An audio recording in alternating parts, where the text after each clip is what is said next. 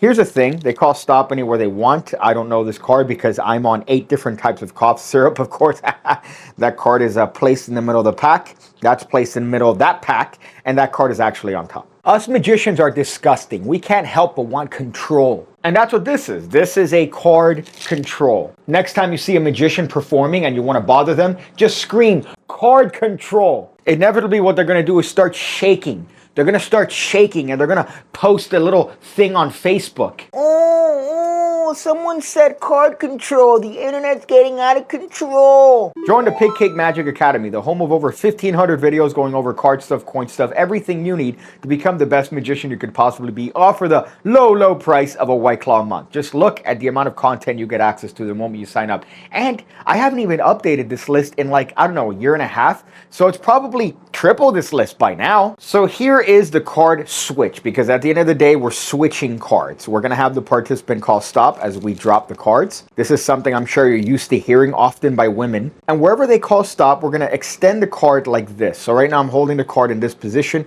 with my left thumb. However, with my right hand, what I'm going to do is I'm going to squeeze with my ring finger and separate that card from the pile. This is known as the master move, and it's just separating that card from the rest of the pile in the right hand. This is taking place under the cover of using my finger to point at this card to the participant. Now, as you come down, a couple of things are going to happen. Firstly, this card is going to get squared up with the pile. At the same time, this card over here is actually going to get held by the thumb. So that action in super slow motion looks like this. The larger motion of coming down with my hand covers the small action of this card getting squared up with the left-handed pile. Now you could do it diagonally like this, or you could do it straight on. It really doesn't matter. However, you have to be mindful that it's consistent when you actually come back to this normal resting position. So if the cards are diagonally spread like this, it's ideal that the card gets square and this card takes its place in similar position to what it was. Just like if the card is like this, you want to make sure that when you come down, the card stays in that position when we execute the switch. So we're showing the card, we're squaring it up, we're using that same thumb to grab that card that's in this position.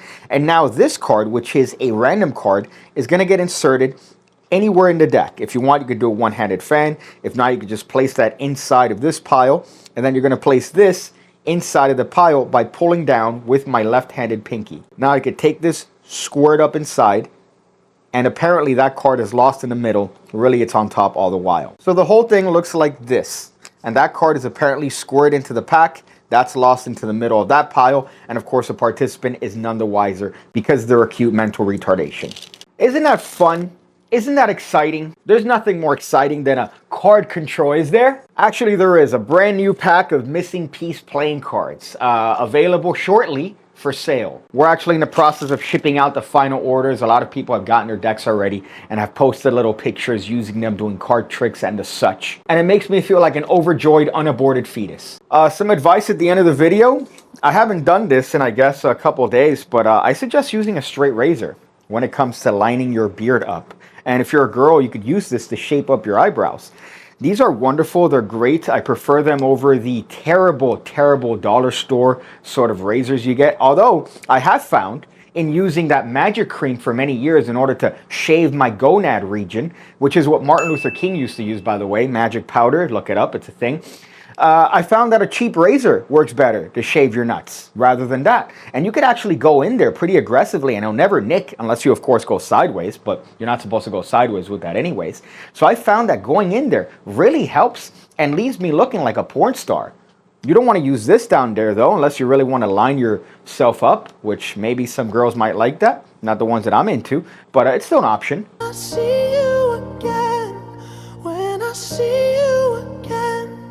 When I see you again, when I see you again, when I see you again, when I see you again, when I see you again, when I see